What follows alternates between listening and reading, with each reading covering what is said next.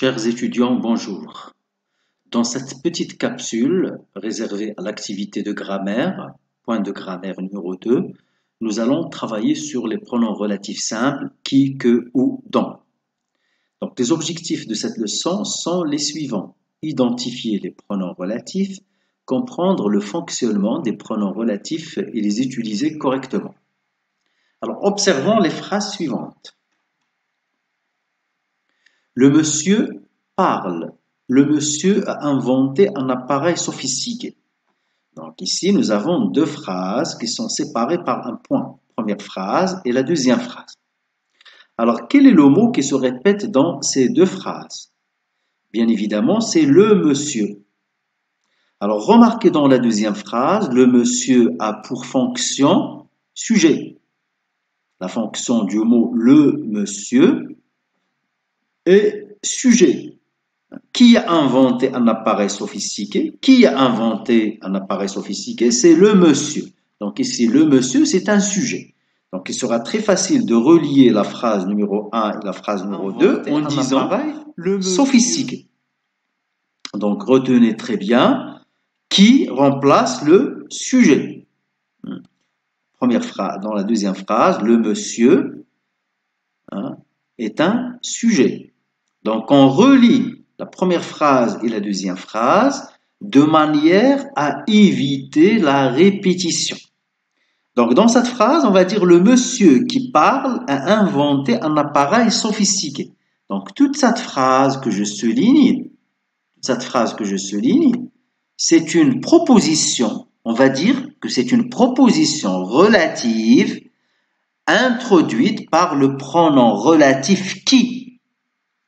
C'est une proposition relative introduite par le pronom relatif qui. Quelle est la fonction de cette proposition relative? Elle est complément de l'antécédent ici, le monsieur. Deuxième phrase. Voici le parapluie. J'ai acheté ce parapluie. Donc, dans les deux phrases, nous avons un mot qui se répète. Prenons la deuxième phrase. J'ai acheté ce parapluie. J'ai acheté quoi? Ce parapluie. Donc ici, parapluie est un complément d'objet direct du verbe acheter. Donc pour relier ces deux phrases, ces deux propositions, on va dire voici le parapluie que j'ai acheté. Que, dans cette phrase, remplace le mot parapluie. Et le mot parapluie a pour fonction le complément d'objet direct du verbe acheter. Alors, la phrase suivante. Je déménage à Casablanca, mon frère habite à Casablanca. Pareillement aux phrases précédentes, dans ces deux phrases plutôt, nous avons un mot qui se répète. C'est Casablanca. Alors, prenons la phrase numéro 2, on va dire mon frère habite à Casablanca. Mon frère habite où? Habite à Casablanca. Donc ici, Casablanca, c'est un complément circonstanciel de lieu.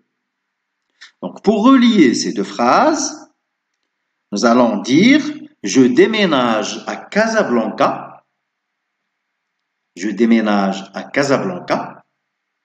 Phrase principale.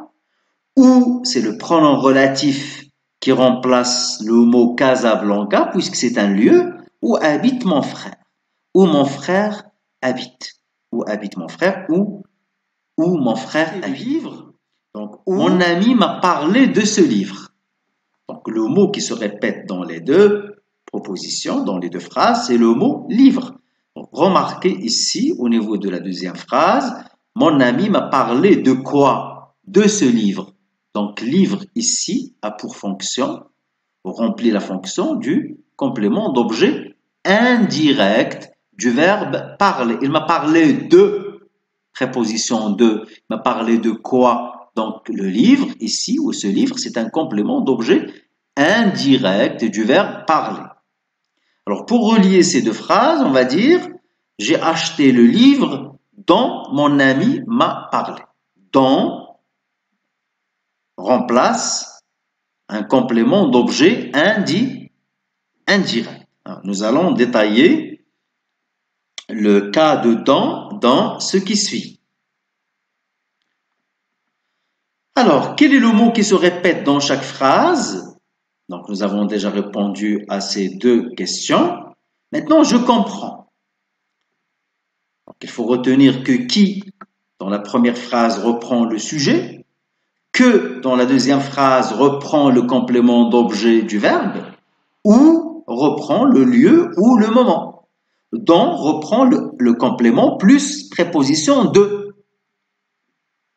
Alors, quelques précisions maintenant à propos du pronom relatif dans. Le pronom dans peut remplacer un complément d'objet indirect qui est introduit par la préposition de. Exemple, je vais voir le documentaire dont, D-O-N-T, tu m'as parlé. Je vais voir le documentaire dont tu m'as parlé. Tu m'as parlé de quoi? Du documentaire. Dont est le complément d'objet indirect du verbe parler. Tu m'as parlé de quoi? Le documentaire. Alors, tous les verbes qui demandent la préposition de exigent l'utilisation du pronom relatif dans. Quelques exemples au passage. Se souvenir de, parler de, se servir de, se moquer de. Alors, le pronom dont peut également remplacer un complément de nom, un complément d'adjectif ou encore un complément d'agent. Des exemples.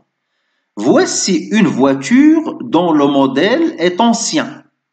Alors, la phrase initiale était quoi? Voici une voiture.